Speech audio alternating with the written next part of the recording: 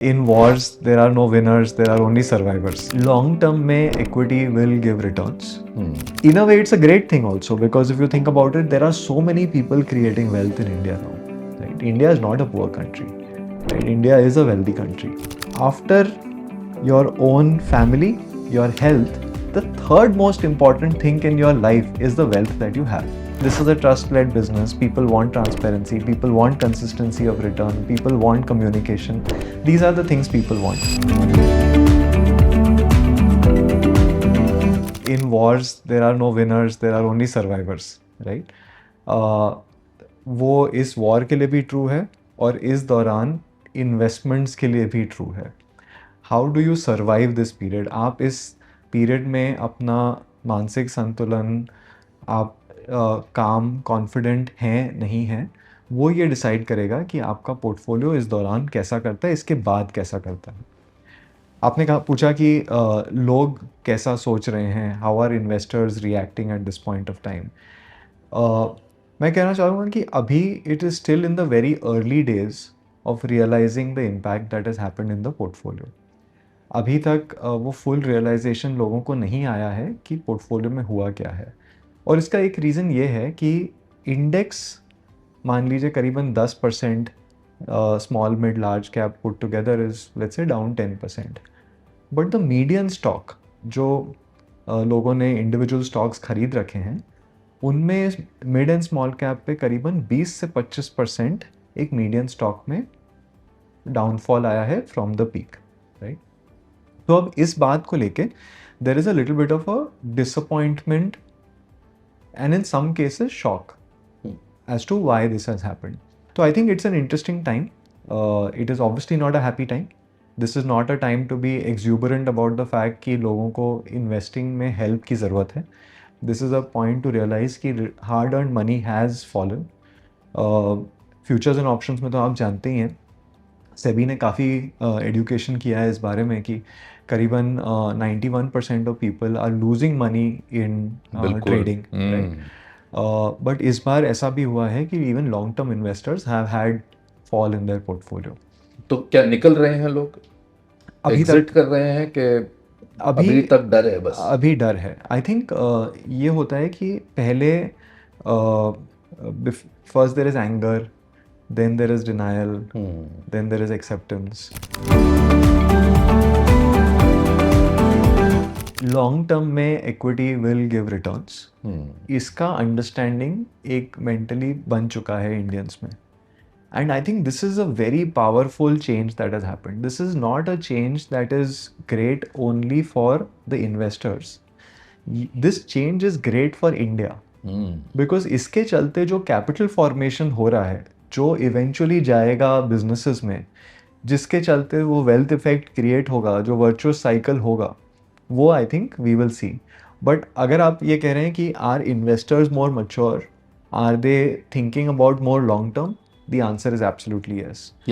Absolutely yes. And इसका there is a collective effort that has happened from the industry, from voices like yours, from even certain sections of influencers, from the regulator side, to create this कि आपको long term के लिए invest करना ज़रूरी है. हमारे देश में जितने एडवाइजर्स होने चाहिए वो है ही नहीं. बिल्कुल बिल्कुल. तो बिल्कुल जैसे आपने सही कहा, 2020 से बहुत लोग जुड़े बाजार के साथ. आज भी जब मैं चाहे MFDs का नंबर ले लूँ, चाहे मैं CFPs का नंबर ले लूँ, मिनिस्क्यूल जी. तो जब हम 10-12 करोड़ इन्वेस्टर्स आ गए यूनिक, और उसको हम सेलिब्रेट करते हैं 140 करोड़ के देश में. और आपने अपने कुछ इंटरव्यूज़ में बड़े इंटरेस्टिंग डेटा पॉइंट्स दिए आपने कि भारत में लगभग 1 करोड़ करोड़पति हाउस होल्ड्स हैं. बिल्कुल. और केवल 11,000 रिलेशनशिप मैनेजर्स हैं.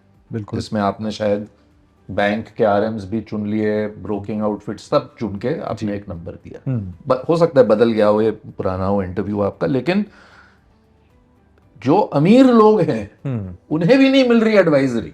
बिल्कुल बिल्कुल. तो जो एक आम इंसान है वो क्या करे? इस बात को समझना हमारे लिए बहुत ज़रूरी है कि when I say 1 crore crorepati households, so nearly 10 million households who have more than let's say $120,000 equivalent, शायद ये दुनिया में सबसे बड़ा underserved wealth cohort होगा. These many households who are served by only these many people, this ratio is possibly the worst in the world, right? And in a way, it's a great thing also, because if you think about it, there are so many people creating wealth in India now, right? India is not a poor country, right? India is a wealthy country, right? And the wealth is concentrated. But even within that, जैसे आपने कहा 1% लोग 500 lakh crore own करते हैं. बिल्कुल. सो wealth concentration at the top is very high, but इनको भी service मिल नहीं रही. और इसका रीज़न ये है कि ये वेल्थ क्रिएशन का जो ग्रोथ हुआ है, industry has not been able to keep pace with that growth. जब हम छोटे थे, पढ़ रहे थे, तो ये बात होती थी कि आपको इंजीनियर बनना है, डॉक्टर बनना है. कोई ये नहीं कहता है कि वेल्थ मैनेजर बन, right? And when you think about it, after your own family, your health, the third most important thing in your life is the wealth that you have, right? I think in a way it's a great thing that India has created wealth. Now it is the responsibility of all of us together in this industry to create high quality advice for this wealth. And I think that's one of the reasons we felt that there is an opportunity for a new player to come. Every year we are committed that we will add and train at least 200 to 300 new wealth managers. Sure. And hire them young, invest in their growth and training before they are put in front of these wealth creators. The real value of a client in wealth management is not in year 1 or year 2, but in year 5 and year 10 of their journey with the wealth manager. But year 5 और year 10 तक वो client आपके साथ कब रहेंगे? जब आपने वो comfort बनाया है, उनके family के साथ understanding बनाई है, उनका एक investment plan को आप follow कर रहे हैं, उनके साथ सही fee structure पे आप काम करते हैं, उनके साथ transparent होते हैं. If we don't have all of these, then the client is not with you for the next 5 or 10 years. And then you are missing the big opportunity. So Vivek, I'll give you an example. There was a client of ours, and this was 2009. I was a young wealth manager, starting off in this industry very early. And this client had also started a new technology company. Today, I think that company will be valued at $2-3 billion ka, in the private markets, it must be valued. तो जब उन्होंने हमारे साथ शुरू करा था, तो करीबन 15 या 20 लाख के इन्वेस्टमेंट के साथ शुरू करा था. वो उनके लिए बहुत बड़ी रकम थी, but I was working for a large wealth manager. As a large wealth manager, this was not a meaningful amount of money, right? But at that time, as much as they took a bet on us, we also took a bet on the client. यार, ये in the future, this person will become a very meaningful person if I serve them well. Today we are talking about 17 years later. वो आज भी हमारे साथ invest करते हैं. Today the portfolio is 150 crores, right? But neither would he have had the good experience, nor would I have had the upside अगर मैंने उनके साथ periodically interact नहीं किया होता. You don't do right by them. Transparency. And transparency ये भी होता है कि आप उनको बताएं कि जब आपसे गलती होगी.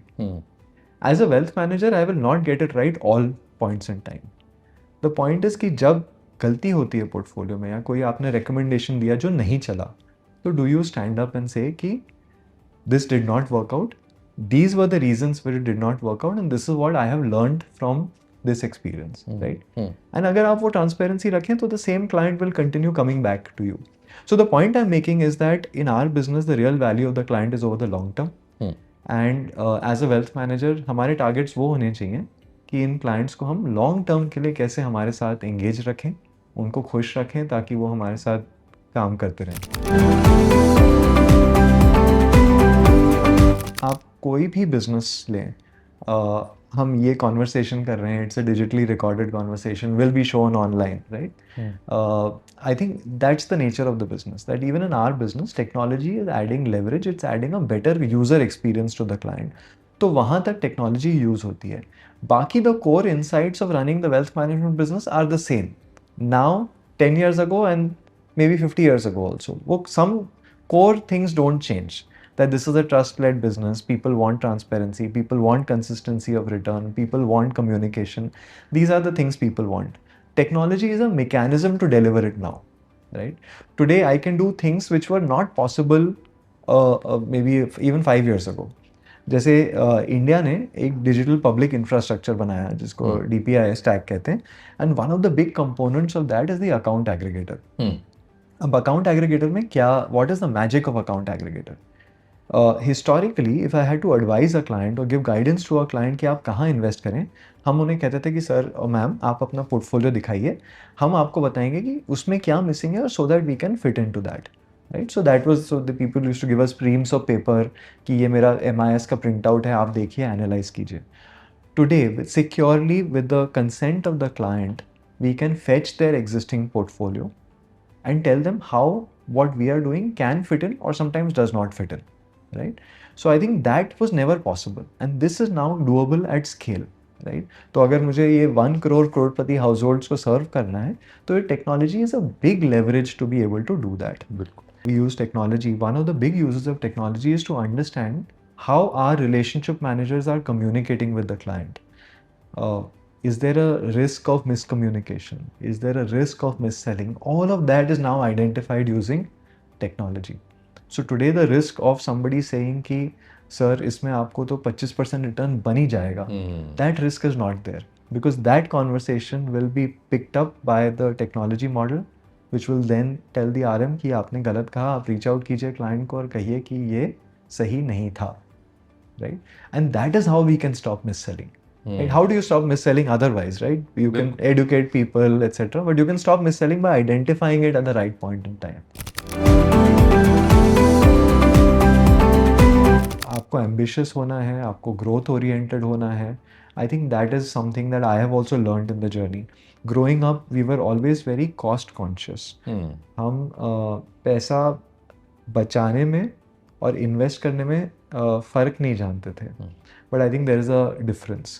There is a, as an entrepreneur, you have to realize that there is an expense and there is an investment. What is an expense you try and save on? What is an investment you try and scale on? Right? So I think those are अच्छे से कहा आपने ये बात. Yeah, so I think because लोग कहते हैं कि फलानी कंपनी में losses हो रहे हैं. When we look at the company, we actually try and think about कि ये कंपनी में loss एक्सपेंसेस की वजह से हो रहे हैं या इन्वेस्टमेंट्स की वजह से हो रहे हैं. अगर इन्वेस्टमेंट की वजह से हो रहे हैं तो ठीक है, बिल्कुल, क्योंकि आप स्केल करने की कोशिश करें. बिल्कुल. अब जैसे there is this book called the value of intangibles, the rise of intangibles, जो माइकल मोबसॉन की एक बुक है. उसमें उन्होंने कहा है कि there is an intangible asset. Now in accounting, आपने तो काफ़ी कंपनीज को क्लोजली देखा है. In accounting we expense out investments in intangibles. तो अगर आपने टेक्नोलॉजी बनाई तो आप उसको एसेट की तरह नहीं देखते, आप उसको एक्सपेंस कर देते हैं कि ये तो running cost of company, but it is not, it is actually an asset. जब टाटा स्टील एक स्टील प्लांट बनाता है, वो उसे एक्सपेंस नहीं करते, वो उसको एसेट दिखाते हैं.